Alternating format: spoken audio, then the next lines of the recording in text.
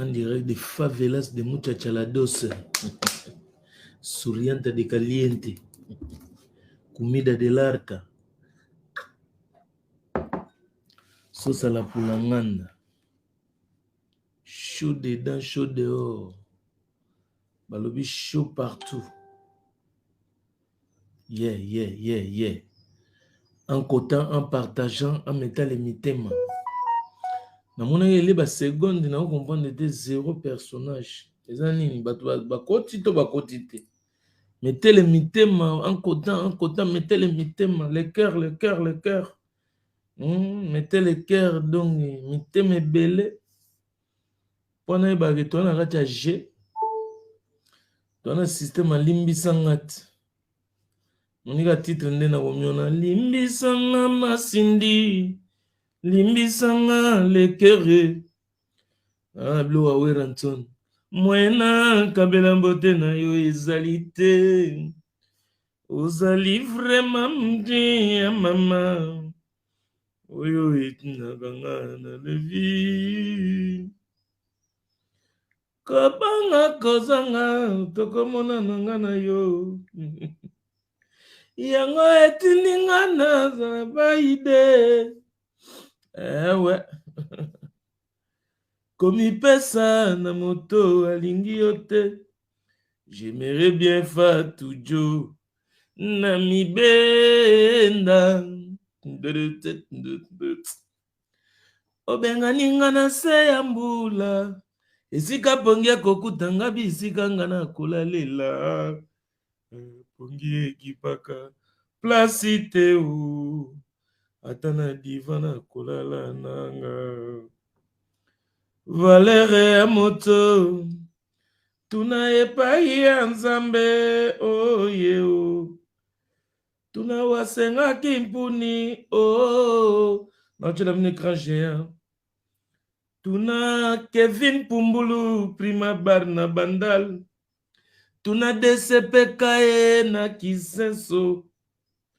Tuna William Ekanku, le roi d'Italie. Tuna Christian Londole, ndeko ya di Londole. Tuna Lucien Mukengedi, ingénieur machiniste, technicien. Tuna Trésor Okoko, na Majesta, garage Okoko. Tuna Jado Fumue, ya Zelande, na Bruxelles. Makambo yango. Etroublenga motema ngana zo comprendre te. Est-ce que tolimbisa tolimbisa te? Est-ce que masindi alimbisa alimbisa te? Makambo yango. Etroublenga motema boye bisanga metele kere. Douglas Dougala Kalimasi. Mwana bandala solo. Makambo yango. Etroublenga motema na tinelengo ya bandal. Kuna na Lubaki. Etroublenga motema kuna na tinele ya bandal nantiri. Makambo yango. Eddie McIntosh. Oyoki le premier fils. Didier Lacoste, le premier fils confirme davantage. Makambo yango. Virgile. Etroublenga motema Sedou Kilubae. Makambo yango. Etroublenga motema ngana ebakate. Ashdin Lukuzi. Makambo yango. NL Mwana Bilaka 5 sur 6. Makambo yango. Etroublenga motema ngana lela. 56 ans. Mais neti kaka 45 na lobi nazalaka na mwana mukie. Makambo yango. Etroublenga motema ngana parie en cotant en mettant les mitema, en mettant les cœurs. Donc nenga na bisaki bino. Nena bisaki bino kinkestera yana sente na ndule. Kinkestera yana sente na ndule. Papa imba yana lokole. Kofiolo mda mema chacho.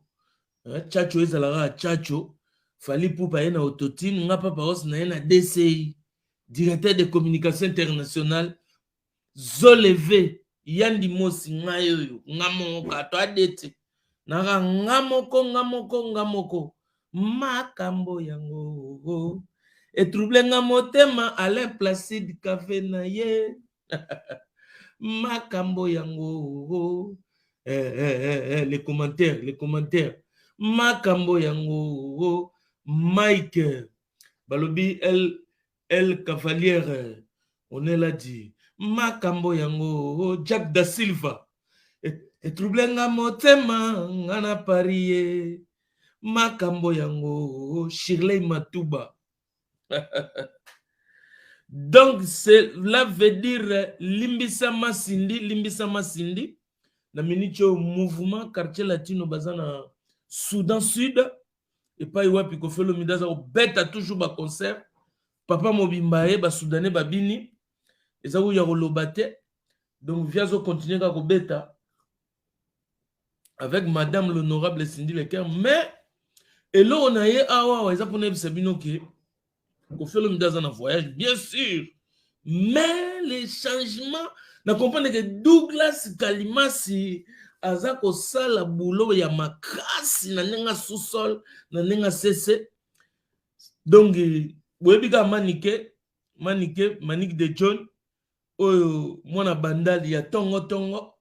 Donc, yé bandako bengaye général Etumba. Donc, batoyo bazalaki na ba chef de guerre. La même idéologie na ba Denis Lesi, mais sauf que Denis Lesi aza osala ba mission na kacha lupangu na ye. Denis Lesi ezate que non azo bima na balabala azo tambola za na kacha lupangu na ye azana bambwa moko ya ba chien méchant, Jérémy Mangwema. Donc deki itunga na yebisio mama présidente Petroni Kabel na London kabibi de Mosiese Viki Mbouina kisasa na pesi bambote babi en côté en partageant en mettant les mitema nebige bato belle bazam donc mitema ya kokanga tigana Zoureta le lion de Waterloo, on aura Onos Limbambe prix Nobel de la SAP balobi kumantologie toujours ya honte zo sala mbrouillement ndenge zala kaka Nelson Gisipe c'était mieux quand tu étais neutre, je suis toujours neutre, neutralité na nzoto. Na moni lo changer de banana ko moko tundenge na komi bo na za bien kutu nazo so balar biloko bele zokota na netre kutu donc moni netre sans couleur et aussi mbati banana ko ma DCI donc na ibiso poser ya nyama, donc je préfère encore na za la DCI que na za la netre on a ki netre mpiaka donc na ki netre di Macintosh na ibiso mpiaka ya nyama. Na pesi mbote na chouchou mabele wana Edi Macintosh apesi mbote na chouchou mabele Nelson Gisipe azo seka Pamphile Nzimbu bonjour ma parole de Pencil je te félicite beaucoup dans tes émissions, c'est ça que je voulais dire, qui est en train de faire la réalité, on l'a vu même, la réalité même magnifique, tout ça. Les changements de mentalité de Fally. Fally Ipupa, il a des problèmes avec les gens. De Fally Ipupa, ça démontre vraiment qu'il était dedans, vraiment. J'étais petite beaucoup. Toi, tu as dit merci vraiment. À plus demain, c'est ma copine. Nous sommes derrière Kofi. Olomide, il sera toujours avec toi. Merci. Pamphile Nzimbu, tu as écrit en français, mais tu te débrouilles bien. C'est ça qu'on appelle débrouiller. Tu te débrouilles. Mais tu sais, moi je parle parisien. Des fois, quand j'entre dans des écritures comme ça, là, des textes un peu compliqués, j'essaie de comprendre parce que je parle parisien. Mais merci beaucoup. Steve Banyang, Yes Levier, Sasa Bango. Non, ça, ça personne. Tigana Zoureta, les lions de Waterloo. Beaucoup de gens confondent. Favelas de muchachalados, souriante de caliente, comida de l'art, ta sauce à la poulanganda. Chaud dedans, chaud dehors, chaud partout. Beaucoup de gens confondent. Quand moi je dis des choses, ils pensent que non, parce que je suis le DCI. Non, le DCI, c'est juste que Kofi Olomide m'a permis de ramener un truc dans le monde musical congolais. Je viens de dire là tantôt que King Kester a ramené les synthétiseurs. Il a toujours dit, Nandindi. Oh, Ndindi, yo tipe kolo, Ndindi, yo mobali mambe, mbandala ti rouge, oh, ngana la tanini, oh, mbandala ti jaune, oh, rosa la ta grillé, oh,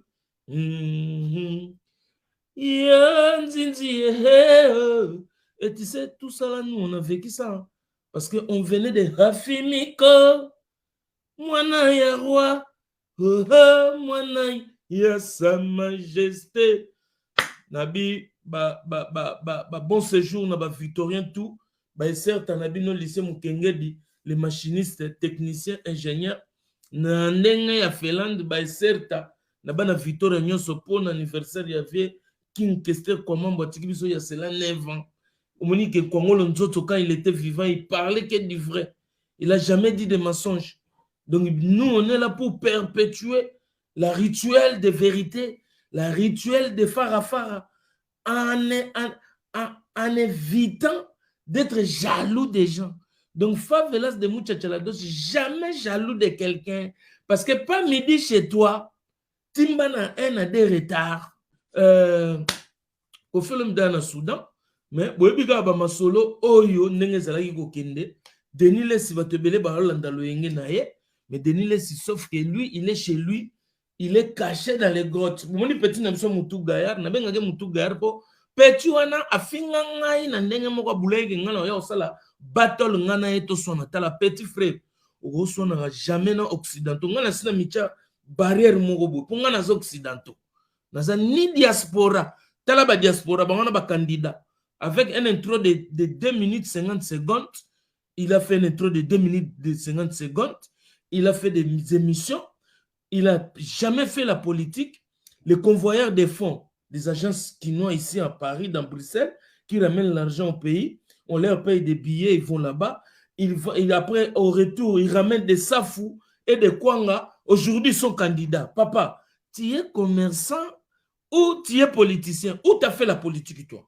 Et puis, je vous jure, hein, franchement, j'aime plus parler de la politique, mais quand je vois des choses comme ça me pousse à parler de la politique. Parce que les Congolais, ils sont vraiment devenus, je ne sais pas, je ne comprends pas. Quelqu'un, il vient, il vous fait 2-3 phrases en français, il passe à la télé, il met les vestes en cravate, tout et tout. Après, avec un peu de pantalon Matakun Chessa, il se met là comme si le mec il est réglo, et le mec, je ne sais pas, il ne s'habille pas comme un voyou, comme, je ne sais pas, s'habiller comme un voyou, c'est comment. Donc quand il n'a pas des oreilles percées au nez, non, il est là, cool, coiffé, un peu de pommade qui brille, le mec il passe pour un intellectuel. Je comprends plus. C'est quoi un intellectuel?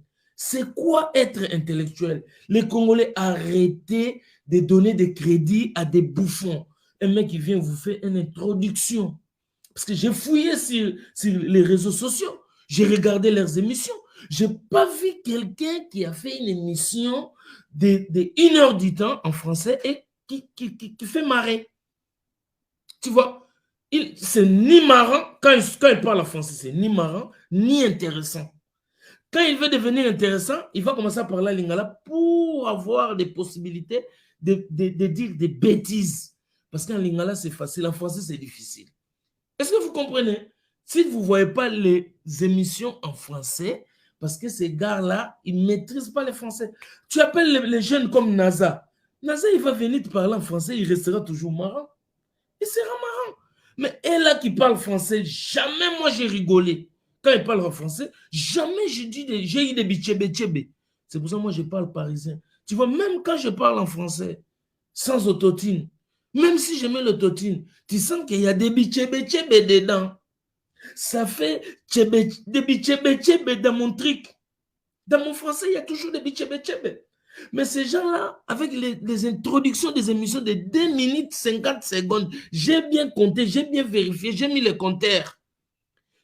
Ils veulent devenir candidats. Les gars, Arrêtons des aventures. C'est pour ça, les Kinois, maintenant, aujourd'hui, ils traitent des diasporas. Les mecs, ils descendent à Kin. Ah, toi, t'es un diaspora. Non, non, non, non, non, non, non. Moi, je ne suis pas diaspora.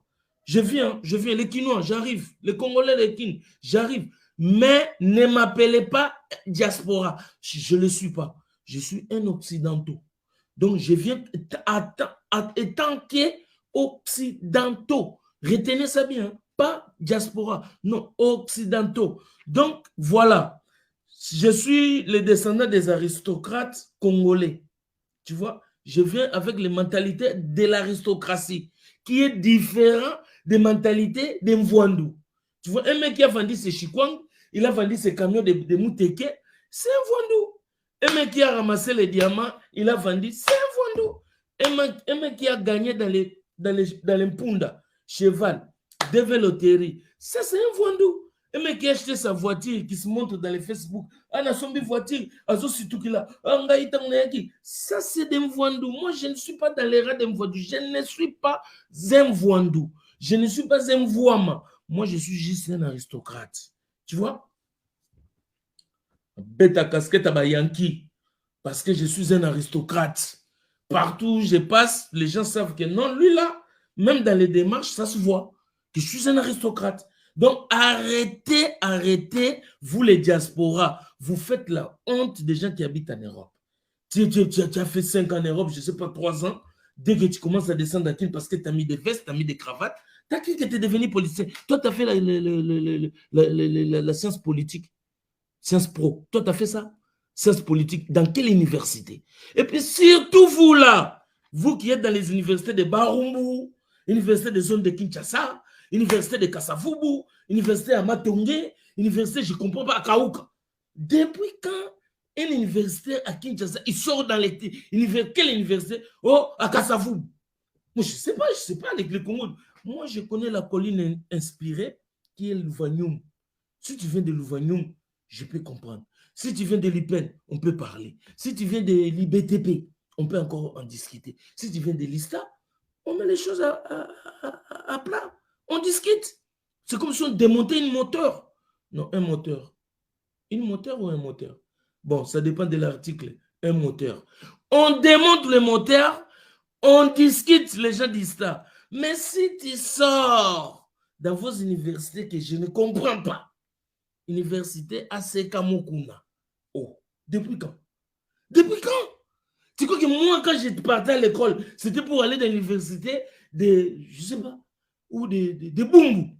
Depuis quand l'université des droits à Bumbu?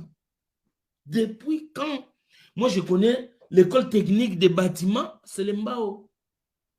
L'école technique des bâtiments, où sortaient les maçons. La maçonnerie, quoi. Tu vois le délire. Mais au jour d'aujourd'hui, tu vas voir quelqu'un te dit, j'ai fait les droits à Selembao. Ça va pas ou quoi? Ça va pas ou quoi? Tu vois les délires? Après, on a des candidats qu'on ne comprend pas. Après, vous voulez que le Congo sorte dans cette merde-là qu'il est. Non, non, non, non, non, non, non. Je suis désolé, je suis désolé. Je suis désolé. Donc, je suis désolé quand je parle français sans autotune. Ah oui, oui, jusqu'à Ngoma. Moi, quand je parle français sans autotune, là, directement, je parle parisien. Parisien, comme là, je viens de parler sans autotune. Donc, pas de correcteur. C'est moi, ça coule. Tu vois un peu le délire? Est-ce que le fait que je parle français sans autotune, le français parisien, est-ce que cela me fait un candidat député? Ce sont des candidats économiques. Allez vous enrôler parce qu'il y a l'enrôlement, les gens s'enrôlent, je motive les gens à aller s'enrôler, mais je décourage tous ces commerçants-là qui veulent devenir des candidats pour l'odeur de 21 000 et je ne sais pas, dollars ou quoi. Zachary Barabaswe, Zala Claire, le slogan d'aujourd'hui, Zachary Barabaswe. En tout cas, fais-moi lavage de cerveau, donc récupère tes gars. Tout ça, c'est toi. Tout ça, c'est toi, Zachary Barabaswe. Mola. Un moteur, John Maloulou. Un moteur, t'inquiète, quand je dis une moteur, ça fait dans mon cerveau. Comme si le moteur était rouillé, quoi. Tu vois, les boulons, ça... Une moteur, le cerveau, ça refusait. C'est pour ça que j'ai dit un moteur. Les moteurs. Moteur. Tu vois, déjà, même dans les prononciations parisiennes. Moteur. Putain de merde. J'en rigole beaucoup quand je vois des candidats à la merde. J'ai dit, mais ça là, la chute va être fracassante. Hein? Ah ouais. Attendons 2024, mois de janvier, on va rigoler. On va rigoler. Eddie Macintosh, tu trouves ça normal? Quelqu'un qui va se safou ici à Château-Rouge et il revient et il veut devenir candidat. C'est quoi le délire? Qu'est-ce que le mec va rapporter au Congo? T'es arrivé en France, t'as pas réussi même à s'intégrer. T'es resté dans les ghettos. Diaspora. C'est pour ça que je refuse. Je ne suis pas un diaspora, moi je suis un occidentaux. Donc appelez-moi DCI, directeur des communications internationales de Koffi Olomide. Occidentaux, l'homme qui a ramené DCI dans la musique congolaise, comme a fait King Kester avec les synthétiseurs, comme a fait Papa Wemba avec les locolés, comme a fait Koffi Olomide avec les tchatchos, comme a fait Fali Poupa avec l'autotune, comme a fait Ferregol avec les rumba trap. Donc on a ramené quelque chose, mais cela ne me fait pas un candidat. Maniga Sengi, pardon, Limbisanga Masindi. Je suis étonné. Bon, pas étonné, je comprends, quand c'est maniqué, hein, Douglas. Quand c'est maniqué, est-ce qu'on peut être étonné? Maintenant, je me demande, est-ce que Cindy Alimbisae, bon, le pardon est une puissance qui libère, hein. Le pardon est une puissance qui libère. Je trouve que, malgré Maniqué, il nous a créé des gens comme ça. Ouais, Maniqué. Maniqué. Pogna ba bébé. Maniqué. Ouais. Mettez les cœurs.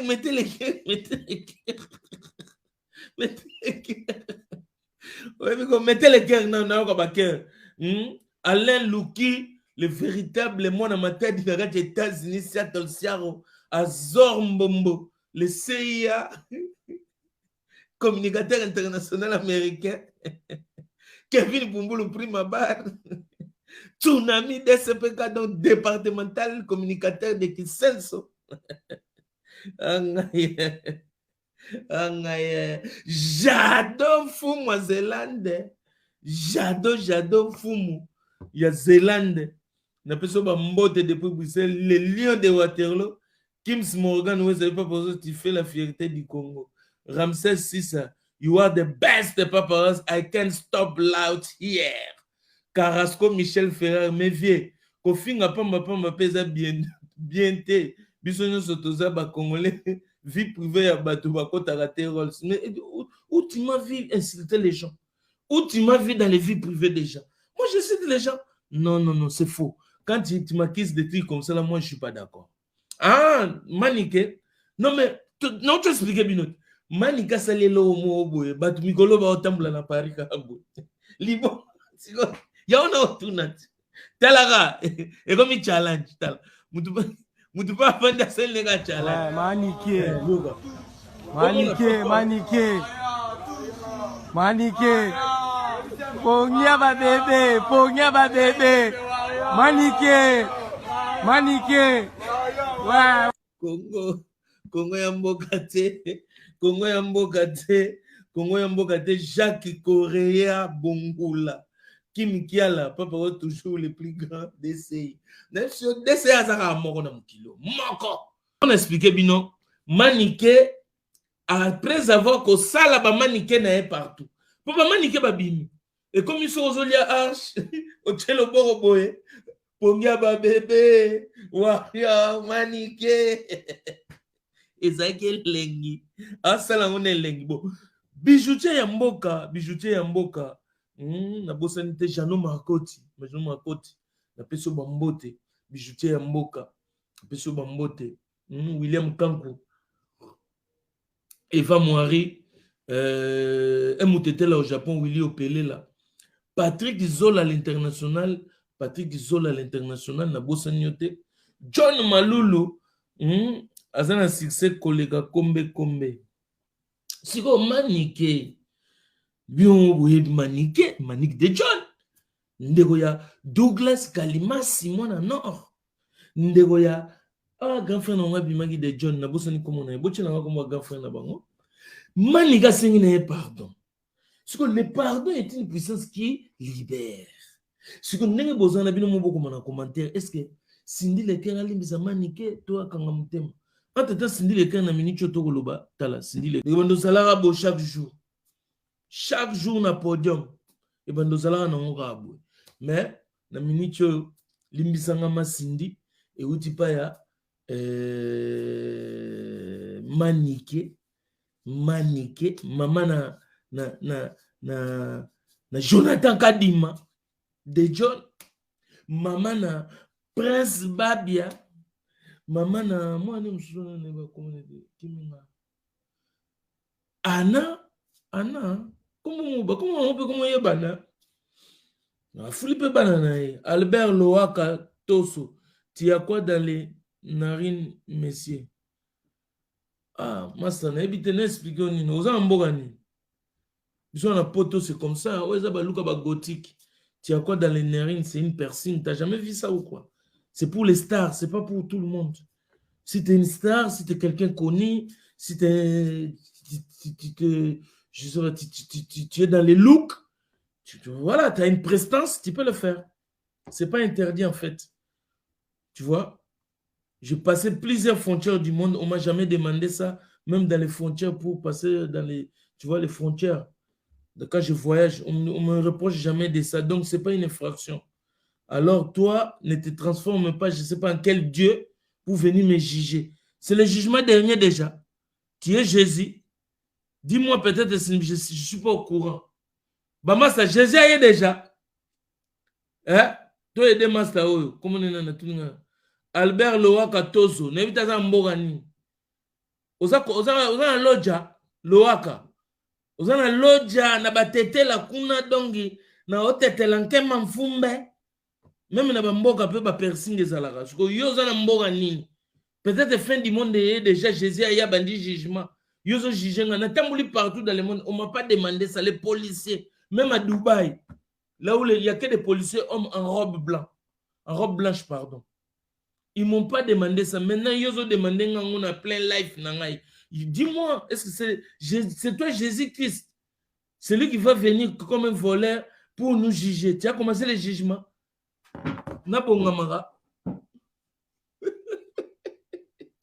En tout cas, bon, ça là, jugement. Est-ce que la fin du monde est coquille? C'est la fin du monde, il va juger biso. Na yo nanga va juger biso. Et dit Libangi, wana mabele Saint-Hilaire école na biso. Ah, wana mabele na Saint-Hilaire. Ok. Albert Loaka Abi, merci beaucoup pour les informations. Albert Loaka, toujours en mode piercing au tuningai. Je vois souvent des gens qui viennent me juger comme ça. Moi, à chaque fois, je pensais que c'est la fin du monde. Oh non, c'est même pas la fin du monde, mais yoka jugement. Quand juge ngate, toi c'est la Jésus-Christ saroya. Galates 6:5. Chacun portera sa propre charge. Tika eloko ngala memango mukumba na ngai. Vous comprenez? Ça me faveur les Bordeaux, pas pour toujours. Mathéus Raimundo Marc atuni pe lisusu. Atuna pe lisusu fait rigola. Doma information na life. Kolanda bangote. Ah, Francis Chimuna landa eta. Nabiboy. Denis Lessi. Naoki, en tout cas, dans telle émission, mon petite Mombo. Petit, on va faire bien. En tout cas, félicitations. Mon amour, il y a Fimbo, na Fimbo. Bazui, mon amour, il y a l'équipe en Mikolo, Nyos. Alors, ça, l'émission bien. Mes petites sœurs, Bambouye, ote. Bambouye, ote. Okota na ba Choko, ote là. Donc, résultat, talara résultat par Denis Lessi. So, bandi bi parola, résultat, ça par Denis Lessi. Kokene komela ba fointé. Oya sa vimbo vi kota ventre. Au mona taille olo vimba ba partout nango kanaki o vimbi kana libumu. Tellement au lié trop et puis sur le koso ya olia. Ozo zora graisse kana ventre. Ba trip et vimbi. Asali boulot mais Denis Lessi débordé. Si vous battez belé, bah, on a balokolo ba Denis ba quand ça que en débordant, vous avez succès. Denis ça ça émission on a zo débordant na kacha lupangwa. Abi matin, bambo ba okengele. Boyebi ke pechono muso mutu gaya akangami na palanzo toka on dirait pata farine mikate ba Alexis Levir. Celle bambouma pechazo toka donc a comme si un écran flou. Non mon agué ouais pechon. Vous allez l'accepter. Pardon. Pecha comme si écran flou. Tellement toki ma casse. Écran pecha comme flou. Na lukaye. Pechona. Pecha toki na niveau mongo. Aza. Ah, batinde la yon.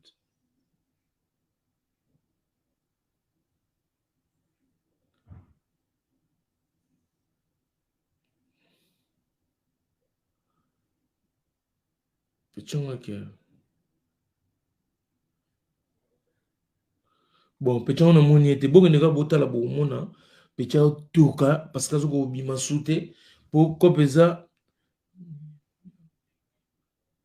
Platini loko abi na moniye lobby alobi ake parquet. Ah, papa, parquet a un problème de ok, vous ne fundi batou, ce que fundi nani. Ah, bah, tâtonnement, le bel nous Denis laisse papa ça abusé franchement soit disant. Pas Denis laisse abusé à l'équipe à frontière, mais système de jeu changé. Donc nous avons Denis laisse à cause sabinoté, abatami na palin, abimate. Abimate, abatami na palin pour système échangé, bah même tout na tribunal té. Au tribunal tu remarqué 2 jours mutu abimi et puis bambila balie là, balie des côtés. Donc ils ont laissé des côtés, oye fundi o futi. Mutu na pas futi abimi. Donc bambila comme copie on lia des côtés. Le pas de justice c'est comme on lia des côtés. Et comme il a li que les mbamitu mi balé. Il y a plus de comme na parquet, il y a plus de comme na justice. Manika zoki mbata na nganda, blongo boye bate, bomoni pardon manika sengi. Azwa mbata vanda na nganda na banda luana. Azwa mbata moko dongi euta na mulili. Mbata batatula na mukongo manika kima tika mapapa. Aya oui c'est une vérité. Pourquoi sengi pardon? Limbisanga masindi lim abosani ke tala manikele rabimara. Manikele mai bologo tala ba discours ayela gibiso. Zana chao. Manika élève sur le discours. Manika élève sur le discours. Ouatang abimi. Élève sur le discours. Moi, modèle, on a l'examen. On propose au comment défenseur et à Kofi. Mais yo, tu as posé un retard.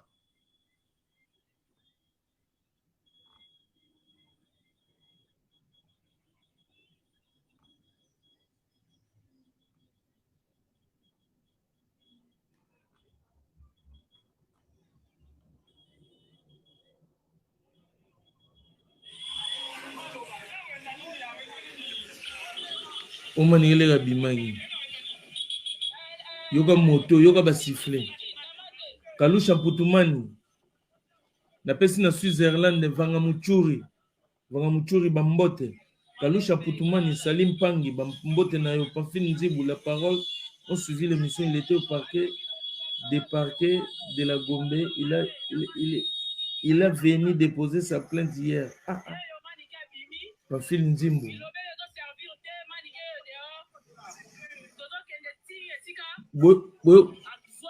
Boyoka moi si on a un commentaire. Jean-Marie Loez, Abi Kizengi. Kizengi ngai ou bien yo. Jean-Marie Loez.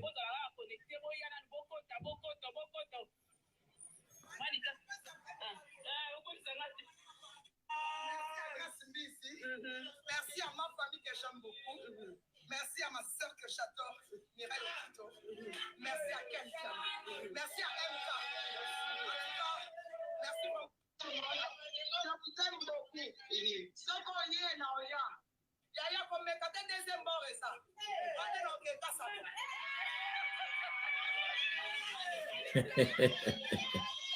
Yogande bayokelengi. Bayokelengi. Bato ba commentaire. La vie ne s'arrête pas là. Boka bato ba commentaire. Siko maniki ninga na ye asingi pardon, boyebi siko asingi pardon pour nini? Mbata zwaki na butu. Mbata zwaki na butu lobi. Donc mbata wane legaki makasi a comprendre te mbata na mulili. Manika zwi mbata na mulili. Ba fanatique tout o bazaki soute. Moni ba fanatique. Bon na yo ya cinéma ekenda wapi papa Rox. Mabwa mabwero.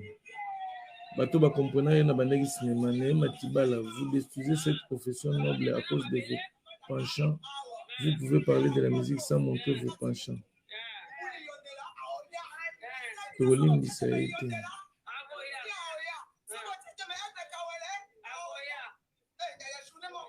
Trop c'est trop, c'est des faut se concentrer sur les objectifs.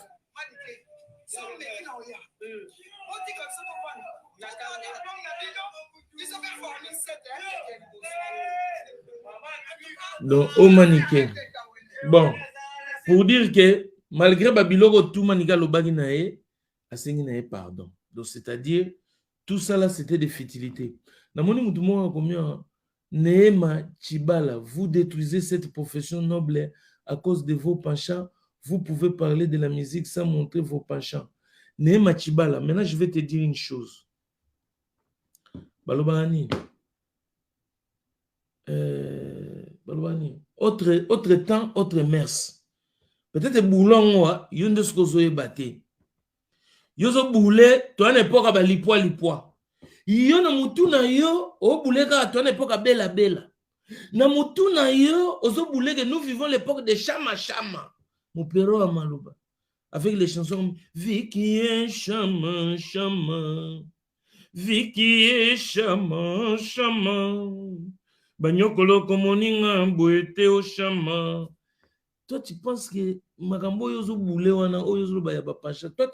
Toi-même, comme tu viens là, Neema Tibala. Toi, dans quel domaine tu n'as pas de penchant? En politique, tu as des penchants. Même tribalo, si on va fouiller même, tu vas voir, tu es tribal.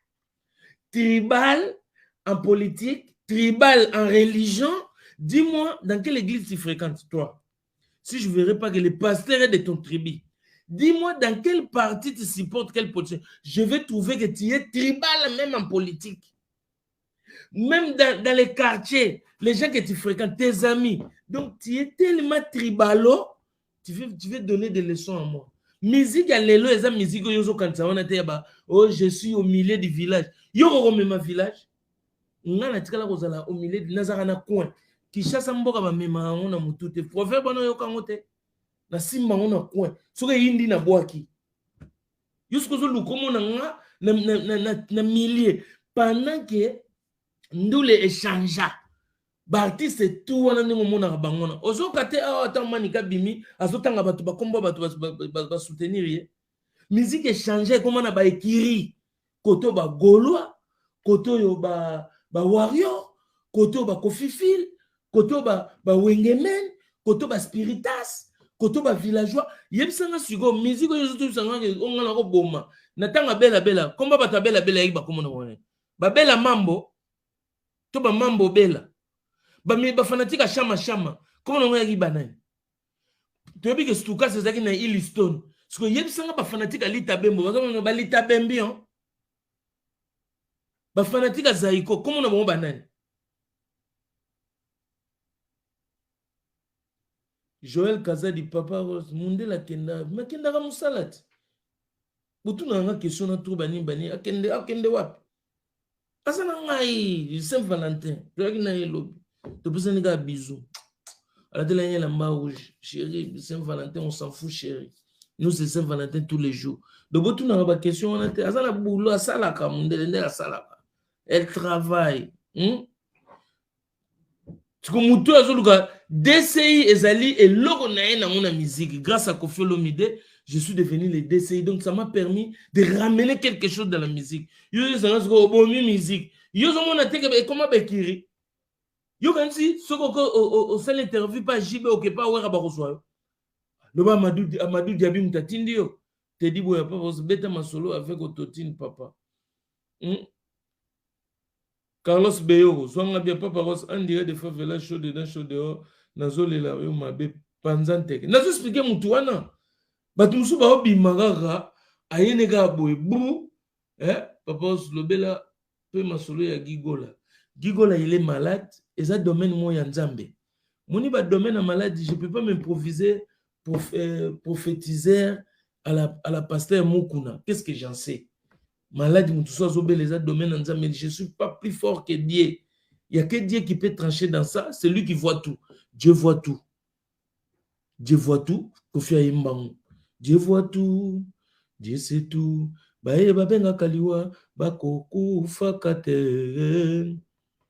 Mama ngai na lotina ndoto lokolanga na la limpongi bongo yol bengi ngampe yol lubinanga ngana zola mukate enantongo na talimpe na mituni ye un jour rol se akoaye et akola mukate.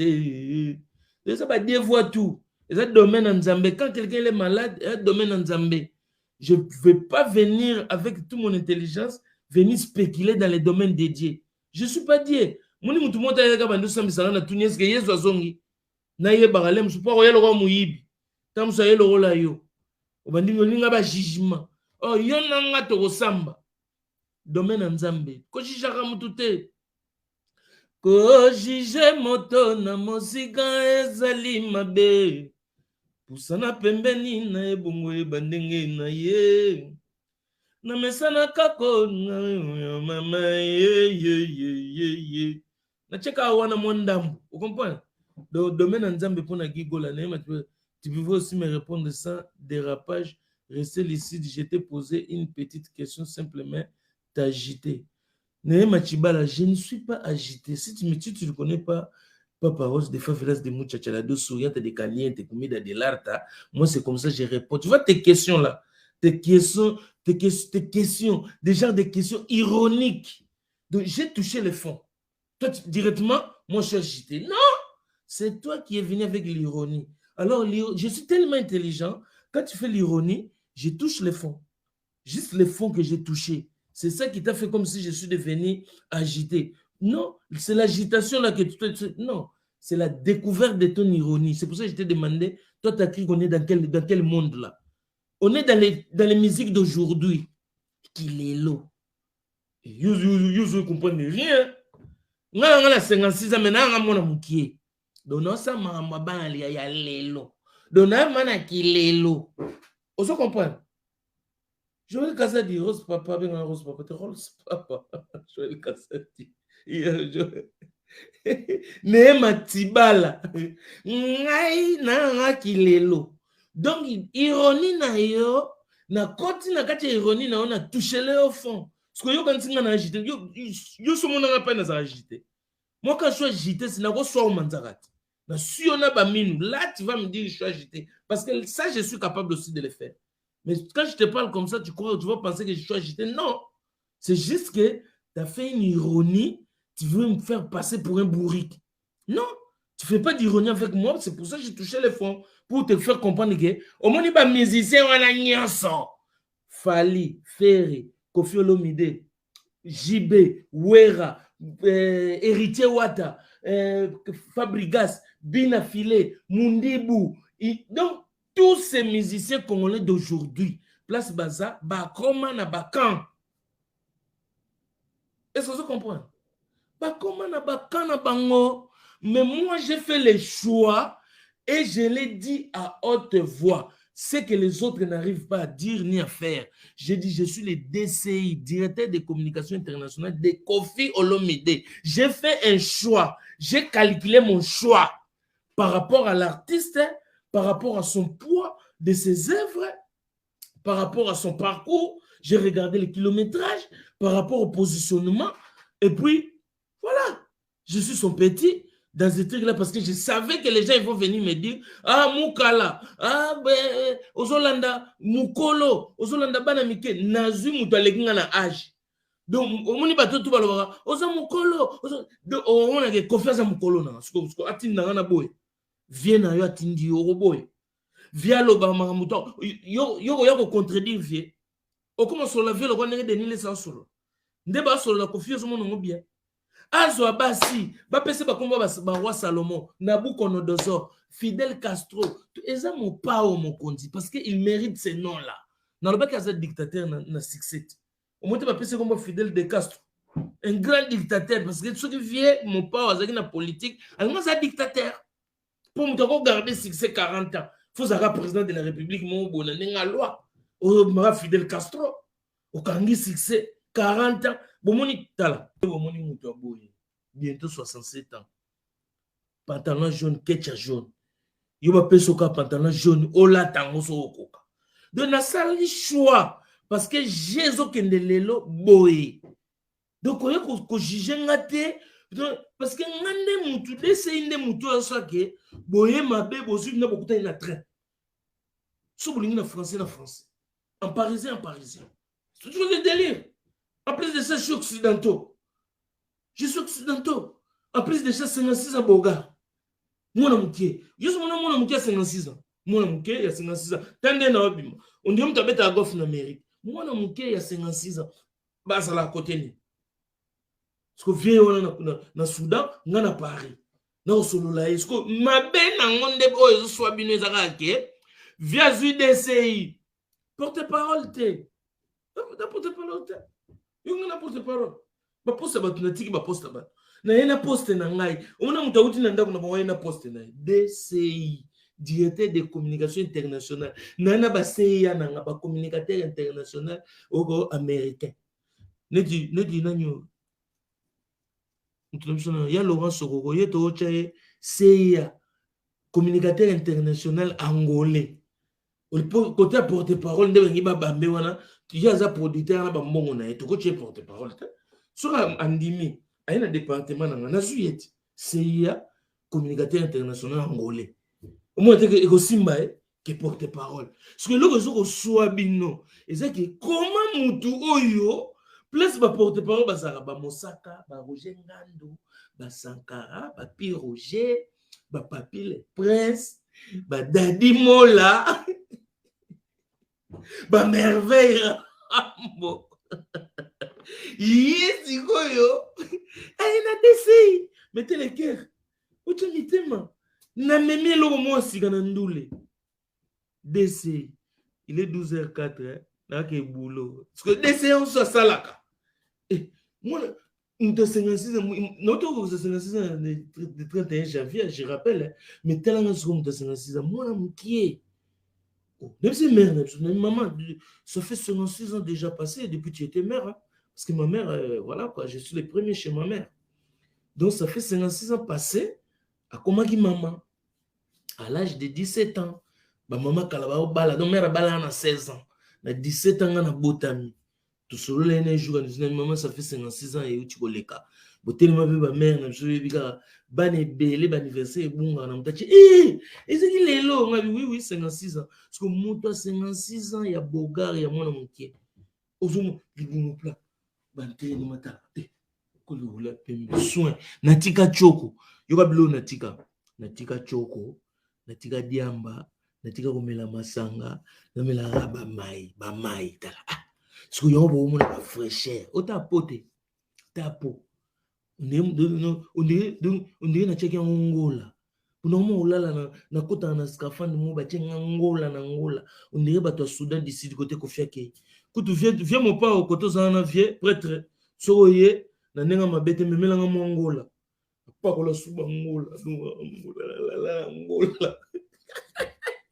na mafuta mbila ngola tshaka kutu ngola mafuta mbila skutapo authentique goût pour ce lengi mais autant rose de main et couleur de chocolat pas rose à bassoulard rosa naturel. Il y a bonbon, on a l'élo, on a tchena pakoli, on a bello. Non, moi je mets seulement les salives, mes lèvres brillent. Ce que on dit soit bino. On va comprendre, na batouana nyonso. Neme, na za agité te, comprendre ngai. Na agité te. Manika sengai pardon de l'auto lobela. Alors faut betel selon moi aisance pour oublier tout ce qu'elle avait dit. Oh, ça l'a dit Madame l'honorable Cindy Leke monté ma passi un peu de comédie pour essayer de moi et puis ça moment ingrédients avec ces ingrédients là peut-être une rigolade na moi douceur Cindy Leke peut passer l'éponge dessus. Est-ce que tu comprends les délires? Alors tout ça il faut avoir l'art. C'est pas de venir attaquer quelqu'un. Tu crois que moi, si je ne soutiens pas Kofi, comme vous les autres en train de le lapider là, moi je ne fais pas comme vous. Moi je suis là, je sais que Kofi Olomide, c'est un humain, il a des défauts, il a des qualités. Mais maintenant, j'ai choisi de les défendre. Même les assassins ou des avocats au tribunal. Donc arrêtez de venir me juger. Vous n'êtes pas le Jésus-Christ. Attendez le retour du Christ. Au jugement dernier, vous verrez, vous allez suivre les jugements en live. Comment je serai condamné. Donc, ne venez pas me condamner comme ça là dans le vide. Après, quand vous parlez en ironie, vous mettez vos deux phrases de français là. Après, vous pensez que moi, je suis un tobé. Un tébé, pardon. Une bête qui ne va pas comprendre. Non, tu me fais l'ironie à la con. Je te redresse. Je touche le fond. Après, tu dis, je suis agité. Ça, c'est l'arme des faibles. Ils aiment bien décourager les gens quand ils voient que la personne, il est là, il donne des arguments. Ah, t'es agité. Non, tu ne vas pas m'avoir avec des trucs comme ça. Est-ce que tu comprends? Parce que moi, ces jeux-là, tu vois, moi, j'habite en Europe. Hein. J'habite en Europe. Eva Mouari, il ne va pas me contredire. Ici, en Europe, tu vois, des fois, quand tu croises les Blancs, tu t'embrouilles avec eux, il te fait des coups bas, il veut t'embrouiller avec toi. Nous, les Africains, directement, sans chaud, boum, on va parler fort. Après, lui va faire comme si, oh non, regarde comment il est agressif. Non. C'est pas que je suis agressif. Moi, j'agresse ceux qui m'agressent. Toi, tu m'agresses en froid. Moi, je t'agresse au chaud. En froid, c'est-à-dire, tu te caches derrière des phrases. Tu te caches derrière une intelligence à la con. Donc, ça là, fais ça avec les bouffons. Mais quand tu viens avec chez moi, ici, dans mon life, dans ma life, pardon. Non, mon life. Ma life, c'est la vie. Quand tu viens dans mon life, life, il y a vidéo, je te dis la vérité, tu vas sentir comme si je t'ai agressé. Mais en vérité, je ne t'ai pas agressé. J'ai juste touché les fonds. C'est ça qui te fait ça. C'est pour ça que je t'ai dit, je t'ai fait comprendre. Dis-moi maintenant, ces musiciens-là d'aujourd'hui, qui n'a pas d'égard, qui n'a pas un camp de gens qui parlent pour lui. Sauf que moi, je suis donc, oh, artiste. On appelle ça name on Snoopy Dogg. On appelle ça name on Kenny West. C'est une différence. Bien que c'est porte-parole face à Mayandi, non, moi, je ne suis pas porte-parole. Je suis directeur de communication internationale. Il y a un monde qui a fait ça. C'est tel respect. Non, dégager les tikeni. Otate. Awagama souk. Ngana zopesa lokola DCI. Na yaki na Amérique. Kenny West akiminga. Azwinzela ya Santiago. Aleki na San Francisco. Bango na Jenny Lopez. Bango na Jenny. Allez, Azarumbombo. Mwana ya Seattle. Amona ngana Amérique. Na yakuna. Na kutana na bakamale. Allez, tchouka. Ozoka rap. Pour na niance américain. Ce que l'on a même délé la bino. Jomo boya 56 ans moi moké. Ah moi moké. Le bon look là ba problèmeité, boyo que la penga likunyate. Na pesi no technique, na tika diamba, na tika masanga, na pakola rapete. Donc na pakola mafuta te monta. Talama. O de marquete que nana ba cernité o ba ngoni ba poche su bata choko eo ya 56 ans bana ba vimbo via ba poche parce que posoto elongwe ba posoto elongwe parce que l'homme il a 3 couches de peau su nga ba couche na renouveler yango chango ba ngola donc na traité nango et boni boyko ngam nesi no bo parola bozo parola bilongi na mine zo nyefuka bokumi na ba ride bozana na nduta te na nzoto tout sipike bino ba blongo so ba blongo so komo mo pesa ngakanda boya bobo discuter na ngai ba petit musu ba discuter wana ota petit ozana so na 28 ans mais ta forme ça jusqu'à ngata na 28 ans yebi ngande na lagi ngana 28 ans yebi nenga na lagi kutu na 56 ans nde na abona koki mape mbangu na dendi nde na bimi na sauter na bimi na mira ba voisin na bimi de l'autre côté na bimi on a chute libre nde tamir pana de l'autre côté ce que ça peut nous jour oh non hier Job Bainga Eva Moari en direct Francine Chimbao naza vraiment fan na poète te dit boya ba masa na nenga mabete eloko ndezo swa batwa bolanda ngo bien ngona ozala te bokanga eloko desi na musique ya Congo ngam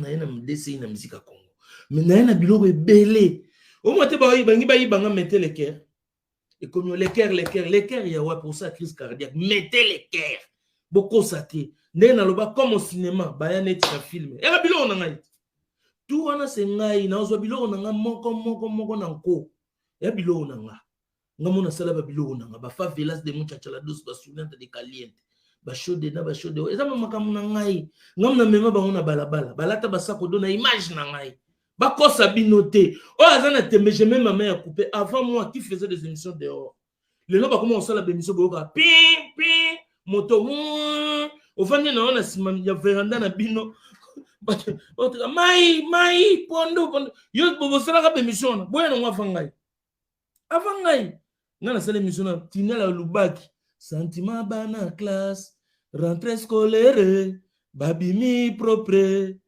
tout ça l'école tokende kelasi oya koko tata kozala mwasi ligodo na ndako awe ngam na sala ngo boke na tinela lubaki na bandal bokuta na mire babeta favelas ngam na mema masolo na libanda mutakosa mutute siko na yena DCI ezo beta minusu mituna ne en plus nga ba chapeau na suma on Amérique iloka ba Yankee allez bye nakena habulo siko poko makala na commentaire balimbisa manike to balimbisete po ayeko senga pardon za mbata zwaki na butu na nganda na va na nganda yaka ntsike sili amuna ke lilia sindi kima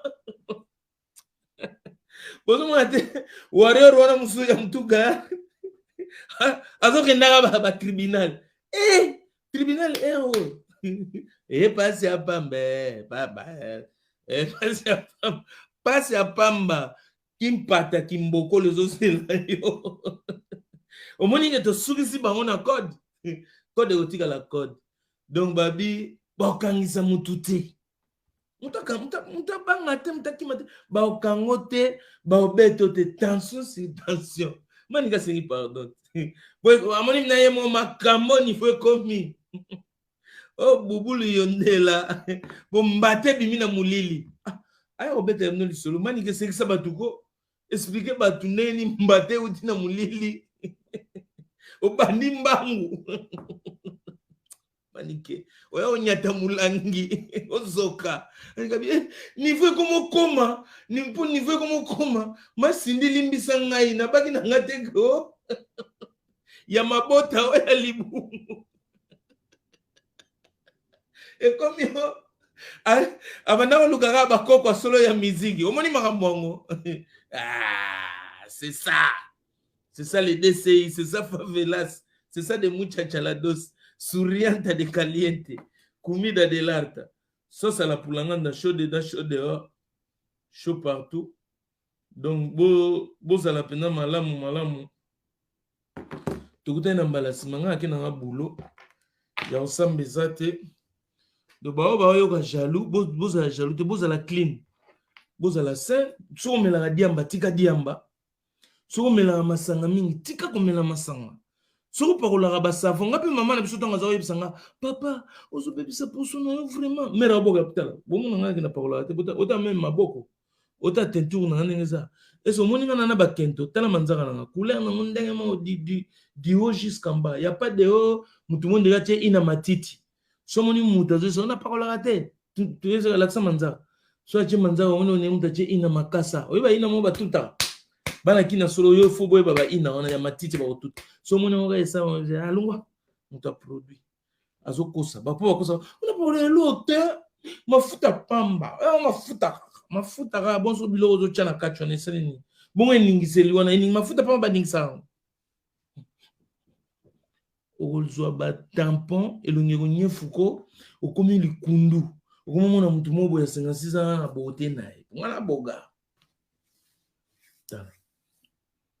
achaka tatu po suki elongwa ki na boya ki libandi po libandi so ne ya lana surtout na ba hiver musu ba abonné bani okuma libandi tela on dirait problème et on a beta on tatu comme ça peut ça ni ce que système à barracuda on est simbi mais chapeau ce que baksa so aspect comme ça américain chapeau ça la air tout et puis ba père akala ba père nyo surtout so kolé comme on ramta ba chapeau libandi ou pas libandi vous comprenez kokangisa ezate platini lokwa konzete wana eza mbata ya code favelas petit lesi pe akozwa ya donc Denis lesi bolande te po ça on mais jour akobima akozwa ma donc gifle turo au mana tampon ke mata niveau aya expliquer mukili ke mbata nazana ba tampon bo mbata ba beti na maya moto te tout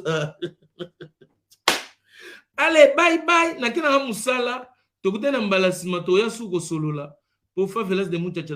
Abonnez-vous massivement na code Favelas zwanga bien na YouTube nazana abonné mukie kuna na o tu bolinga nga tuka na nenga idéologie bokende ko s'abonner so za mama mutu na ngai so se plana pona moni bato ba combien na se plana no ya trop na linga ya trop abonne-toi vraiment et ça a plaisir abonnez-vous massivement et ça a plaisir pour YouTube peut faire vimba pour les alater gros sur une dernière biso tout attaquer bango partout tout défendre Koffi Olomide pe na ba YouTube bo landa batu o marambazo lo bate o bandule ya lelo et comment na ba camp batu ba sala ba camp mais cela ne m'empêche pas de parler de tout le monde je parle de tout le monde sans haine parce que le seul truc na ngo ya makasi tant que DC ya Koffi Olomide nazana haine ya mututé mutu moko te aya ko yebisa moi je fais mes émissions avec haine contre qui que ce soit non na ina mutute na vinanga na yebi en ya roina batute po vina yo ekokoma yangati nga okafuna sala na kene leli bende na kima bambangu na benda ba pa chili biso bibende awa na ville na biso ba chili comme za bibende interdiction formelle ya mutuba mono na filo na ovanda libumunen ba chili blog sport donc aux un justificatif te ya ba mono zo ventre béton, monsieur, c'est quoi le problème? Pourquoi tu as un gros ventre? Oh non, je mange beaucoup. Tu es malade. Alors, le certificat de maladie. Le certificat de malade. Là, peut-être pas comprendre. Monsieur Zawanate, au sport. Vite! Bali, au moment où tu m'as boumine na ville, tu as t'as le niveau. Sur le réseau, ça. Yo pe kende ko sala ba sport, kende ko sala. Donc, naza nata ya ko sala jaloux ya mutute. Pour tout me donner. Tout me donner. Tous les faveurs sont là. Alors pourquoi je vais être jaloux? Pourquoi je vais être jaloux? En plus, je suis le DCI de Koffi Olomide, directeur de communication internationale de Koffi Olomide. Pourquoi je vais être jaloux? Parce que nous avons tout. Des belles chansons, on en a. Des vrais albums, on en a. Des vrais textes, on en a. La star, des stars, des stars, des stars, de leurs stars. Tout ça, naïe. Alors pourquoi je vais être jaloux? Mettez le cœur à suivre.